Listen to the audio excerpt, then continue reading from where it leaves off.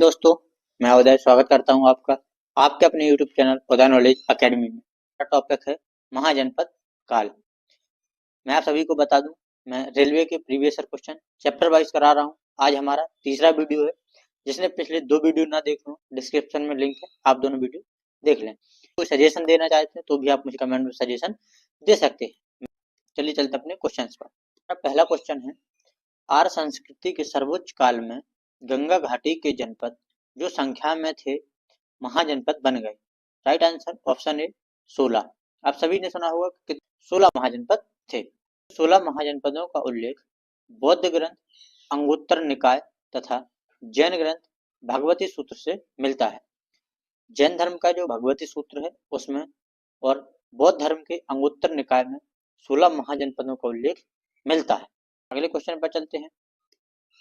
निम्नलिखित में से कौन सी मगध साम्राज्य की राजधानी थी? Right answer option B Rajgir. महत्वपूर्ण तथ्य, मगध साम्राज्य भारत के 16 महाजनपदों में से एक था। हमारे 16 महाजनपद थे, उनमें से एक मगध साम्राज्य भी था। बौद्ध काल में उत्तर भारत के सबसे शक्तिशाली जनपद मगध था। बुद्ध काल में उत्तर भारत का सबसे शक्तिशाली कोई जनपद था तो वो था मगध। मगध की राजधानी राजगृह, राजगीर या गिरिव्रत थे। क्या थी? राजगृह आए तो भी आपका, राजगीर आए ऑप्शन में तो भी, और गिरिव्रज आए ऑप्शन में तो भी आपको इन तीनों में से कुछ भी दिखे तो आपको राइट आंसर इन्हीं को लगाना है। अगला क्वेश्चन है, बिंबिसार खाली जगह शासक था। यहाँ ऐसे क्वेश्चन करके ये रेलवे पूछे गए थे, जैसे बिल्कुल पूछे गए सेम टू सेम मैंने वैसे ही आपके लिए रखे हैं क्वेश्चन। ये हमारा जेई सीबीटी 2 में पूछा गया था। बिंबिसार मगध का शासक था। कहाँ का था? मगध का। बिंबिसार ने गिरिव्रज को अपनी राजधानी बनाया था। आपसे पूछा जाए गिरिव्रज किसकी राजधानी थी तो बिंबिसार की। अगले क्वेश्चन पर चलते हैं। निम्नलिखित विकल्पों में से गलत जोड़ी का चयन करें। चंद्रगुप्त मौर्य मौर्य साम्राज्य के संस्थापक हैं, बिल्कुल है। राजराजा चोल चोल वंश के संस्थापक हैं। कनिष्क कुषाण वंश के संस्थापक हैं। जबकि बिंबिसार है जो वो गुप्त वंश के संस्थापक ना होकर बिंबिसार है हर्यक वंश के संस्थापक। इसके हर्यक वंश के संस्थापक। तो ये आपको याद रखना है। बिंबिसार ने 544 ईसा पूर्व में मगध में हर्यक वंश की स्थापना की। बिंबिसार ने हर्यक वंश की स्थापना कहाँ की थी? तो मगध में की थी। कब की थी? तो 544 ईसा पूर्व में। इसके पूर्व यहाँ बृहद्रथ का शासन था। आपसे पूछा जाए बिंबिसार के पहले मगध पर किसका शासन था? तो बृहद्रथ का शासन था। बस खुद पर करो जब तक लोग तुम पर फोकस न करने लगे। आप अपनी पढ़ाई करें और पढ़ाई के प्रति पूर्णतः डेडिकेटेड रहें। पढ़ाई में कोई लापरवाही नहीं होनी चाहिए, इस बात को याद रखना। क्वेश्चन है, प्रारंभिक भारतीय दर्शन के अनुसार प्रत्येक वस्तु मूल तत्वों से बनी है। Right answer option D 5। प्रारंभिक भारतीय दर्शन के अनुसार प्रत्येक वस्तु 5 तत्वों से मिलकर बनी हुई है। अभी आगे इसका डिस्क्रिप्शन भी देता हूँ आपको। पंचभूत, पंचतत्व या महाभूत, जो 5 तत्व हैं उनको पंचभूत, पंचतत्व या महाभूत के नाम से जाना जाता है। 5 तत्व हैं वो आकाश, वायु, अग्नि, जल तथा पृथ्वी। ये पांचों मूल तत्व हैं। आत्मा को वैदिक साहित्य में पुरुष कहा जाता है। क्या कहा जाता है? पुरुष। आपसे पूछा जाए आत्मा को वैदिक साहित्य में क्या कहा जाता है तो पुरुष कहा जाता है। कभी कभार पूछ लिया जाता है। अगला क्वेश्चन है, सबसे पुराना उपनिषद है। Right answer option D Chandogya Upanishad सबसे पुराना उपनिषद है। पूर्ण तत्व, उपनिषद ही समस्त भारतीय दर्शन के मूल स्रोत हैं। यदि आपको भारतीय दर्शन को जानना है तो आप उपनिषदों को पढ़ लो, आपको भारतीय दर्शन के बारे में संपूर्ण जानकारी पता लग जाएगा। उपनिषद को ही हम वेदांत के नाम से जानते हैं। किस नाम से? वेदांत। सत्यमेव जयते भारत का राष्ट्रीय आदर्श वाक्य आप सभी जानते हैं, जो मुंडकोपनिषद से लिया गया है। किससे लिया है? मुंडकोपनिषद से। ये क्वेश्चन बहुत इंपॉर्टेंट है, यहाँ से बहुत बार क्वेश्चन पूछे जा चुके हैं, तो आप बिल्कुल सभी क्वेश्चन को अच्छे से याद कर लें। अगर आप 1 से 2 बार वीडियो पे देखते हैं, मैं आपसे वादा करता हूँ कि एक भी क्वेश्चन आपका गलत नहीं होगा। बहुत इंपॉर्टेंट क्वेश्चन है, जो रेलवे पूछे गए हैं वही क्वेश्चन है। ये देखो ग्रुप डी में पूछा गया था। उपनिषदों में से उपनिषद मुख्य माने जाते हैं। राइट आंसर ऑप्शन ए 108 उपनिषद में से 11 उपनिषद मुख्य माने जाते हैं। कितने माने जाते हैं? 11 मुख्य माने जाते हैं। पूर्ण तत्व, भारतीय इतिहास में मुक्तिका उपनिषद में 108 उपनिषदों का उल्लेख मिलता है, लेकिन 11 उपनिषद ही प्रमाणित हैं। मुक्तिका उपनिषद में 108 उपनिषद के बारे में जानकारी मिलती है, लेकिन प्रमाणित है जो वो केवल 11 उपनिषद है। आपको याद रखना है। आपसे पूछा जाए 108 उपनिषद की जानकारी किससे मिलती है, तो मुक्तिका उपनिषद से मिलती है। किससे मिलती है? मुक्तिका उपनिषद से। पूछा जाए सबसे बड़ा उपनिषद, तो बृहदारण्यक उपनिषद। आपसे पूछा जाए सबसे छोटा उपनिषद, तो मांडूक्य उपनिषद, जो केवल 12 श्लोक है। इसमें मांडूक्य उपनिषद में केवल 12 श्लोक हैं। सबसे पुराना उपनिषद तो छांदोग्य उपनिषद। ठीक, ये सभी आपको याद रखना है। निम्नलिखित में से किस उपनिषद में वासुदेव कुटुंबकम शब्द का उल्लेख किया गया है? Right answer option A Mahopanishad. Mahopanishad में वासुदेव कुटुंबकम शब्द का उल्लेख किया गया है। ये क्वेश्चन बहुत इंपॉर्टेंट है, वेरी वेरी इंपॉर्टेंट, क्योंकि ये देख लेना हर एग्जाम में पूछा जाता है। अभी तो बहुत ज्यादा ट्रेंडिंग में रहा है, तो ज्यादा पूछे जाने की बिल्कुल फुल संभावना है। महाउपनिषद में वासुदेव कुटुंबकम शब्द का उल्लेख किया गया है। इसमें महाउपनिषद में जो वास्तविक कुटुंबकम है, इसका अर्थ है धरती संसार ही परिवार। इसका अर्थ क्या है? धरती संसार ही परिवार है। अगला क्वेश्चन है, निम्न में से किस वेद में बीमारियों का उपचार दिया गया है? Right answer option D Atharvaveda. Atharvaveda में बीमारियों से संबंधित जानकारी दी है। आपसे पूछा जाए सबसे नया वेद अथर्ववेद, सबसे पुराना वेद ऋग्वेद है। अथर्ववेद में बीमारियों के उपचार के बारे में बताया गया है। अथर्ववेद के जो रचयिता हैं ये है अथर्वा ऋषि। कौन है? अथर्वा ऋषि। आपको याद रखना है, देखो मिलता जुलता नाम है, आराम से याद हो जाएगा। क्वेश्चन है, यजुर्वेद में यजुर का अर्थ क्या है? राइट आंसर ऑप्शन सी बलिदान। यजुर्वेद में यजुर का अर्थ है बलिदान। यजुर्वेद में यजुर का अर्थ है बलिदान। यजुर्वेद हिंदू धर्म का एक महत्वपूर्ण श्रुति धर्म ग्रंथ है। कैसा धर्म ग्रंथ है? श्रुति धर्म ग्रंथ है। इसमें यज्ञ एवं बलि की प्रक्रिया के बारे में बताया गया है कि आपको यज्ञ कैसे करना है, बलि दी जानी है तो कैसे दी जानी है, इसके बारे में हमें यजुर्वेद में पता लगता है। यह हिंदू धर्म के 4 प्रमुख ग्रंथों में से एक है। आप सभी जानते हैं हिंदू धर्म के 4 ग्रंथ।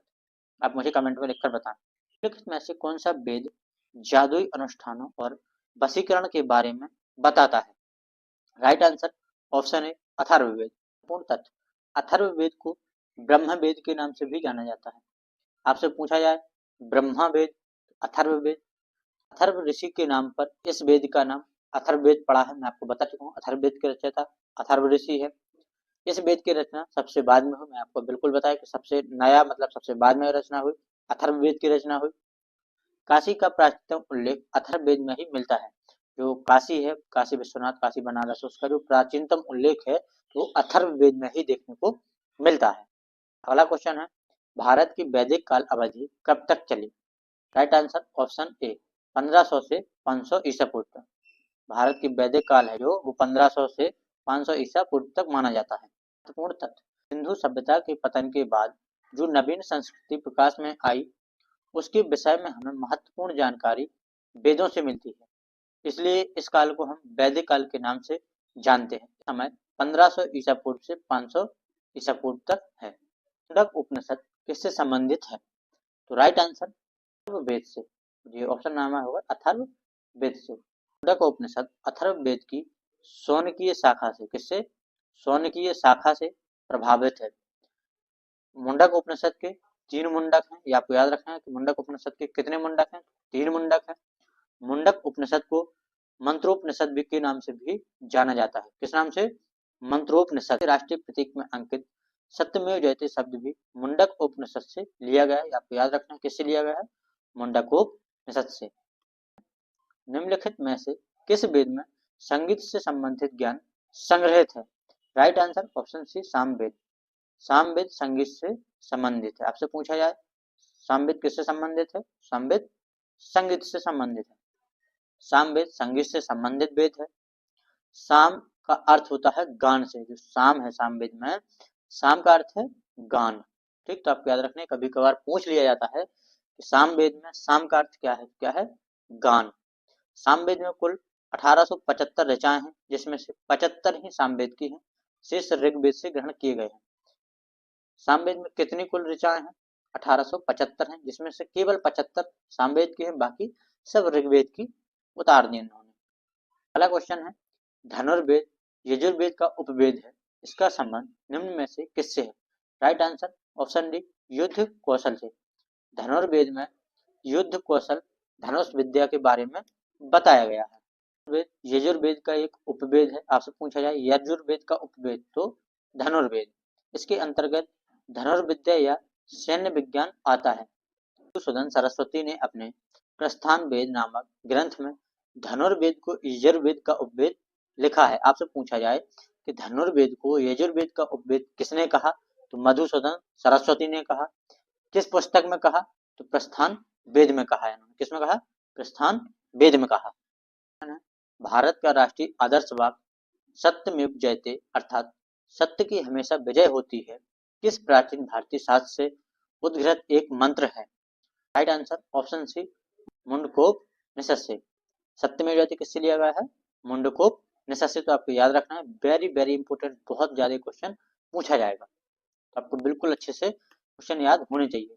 भारत का राष्ट्रीय आदर्श वाक्य सत्यमेव जयते अर्थात सत्य की विजय होती है मुंडकोप निसस्य से लिया गया। किससे लिया गया है, मुंडकोप निसस्य।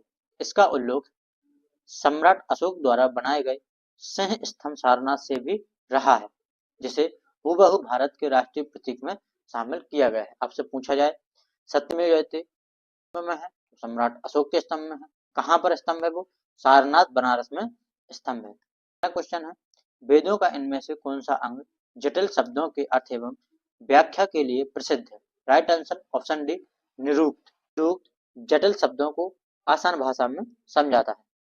वेदों के अंग को वेदांग कहा जाता है, मैं आपको बता चुका हूँ।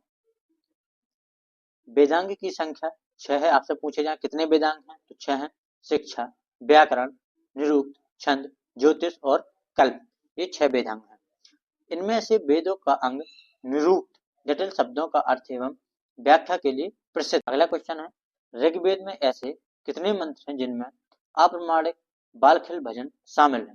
Right answer option B 1028। Rigveda में कुल 1028 भजन है या 1028 ऋचाएं हैं। अगला क्वेश्चन है, जीवन में जिन 5 बंधनों को जैन धर्म के लोगों द्वारा पालन करना होता है उनमें से निम्न में से किसका अर्थ गैर अभिग्रहण है।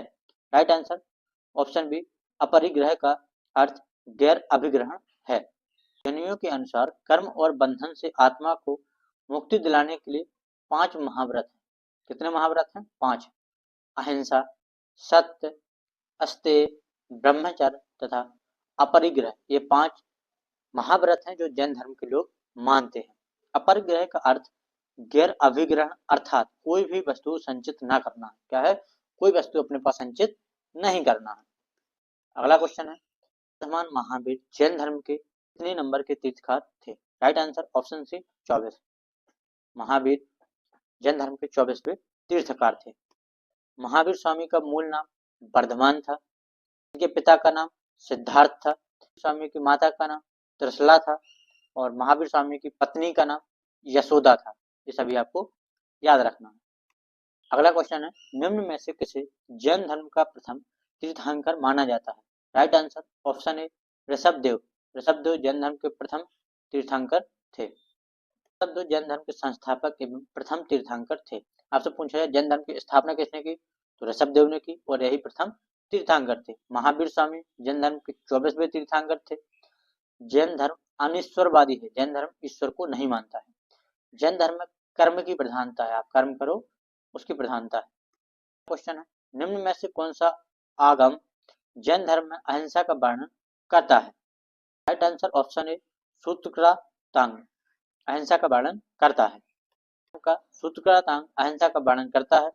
इस सूत्र में कहा गया है कि एक बुद्धिमान व्यक्ति जो जागृत हो गया उसे सभी पाप कर्मों से बचना चाहिए।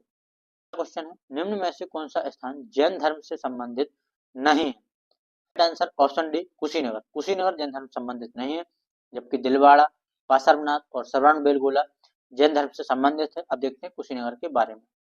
कुशीनगर में बौद्ध धर्म के संस्थापक गौतम बुद्ध का महापरिनिर्वाण हुआ था। महापरिनिर्वाण का मतलब है कि मृत्यु हुई थी। कुशीनगर में कनिष्क ने बिहार एवं चैत्यों का निर्माण करवाया था। किसने करवाया था, कनिष्क ने करवाया था, ये आपको याद रखना है। लास्ट क्वेश्चन है, जैन धर्म से संबंधित जल मंदिर का निर्माण किसने करवाया था। राइट आंसर ऑप्शन सी राजा नंदी वर्मन। राजा नंदी वर्मन ने जल मंदिर का निर्माण करवाया था। जैन धर्म से संबंधित जल मंदिर बिहार के पावापुरी शहर में स्थित है। कहाँ है? बिहार के पावापुरी में। आपको याद रखना, कभी कभार पूछ लिया जाएगा क्योंकि ये बहुत ही ज्यादा प्रसिद्ध है। इस मंदिर का निर्माण महावीर के बड़े भाई राजा नंदीवर्मन ने करवाया था। किसने करवाया था? राजा नंदीवर्मन ने करवाया था। क्वेश्चन आज का, 19वीं शताब्दी में निर्मित अजमेर का सोनी जी की नसिया नामक को समर्पित है। राइट आंसर ऑप्शन ए, भगवान ऋषभदेव को। सोनी जी की नसिया अजमेर शहर में स्थित एक जैन मंदिर है। सोनी जी की नसिया कहाँ है? अजमेर में है। सोनी जी की नसिया को लाल मंदिर भी कहा जाता है, आपको याद रखना है। यह मंदिर जैन धर्म के प्रथम तीर्थंकर ऋषभदेव को समर्पित है। सभी लोग कमेंट करके बताएं भाई वीडियो कैसी लगी। सभी लोग चैनल को सब्सक्राइब करो, लाइक जरूर करें। चलते हैं आप सभी को मेरी तरफ से जय हिंद।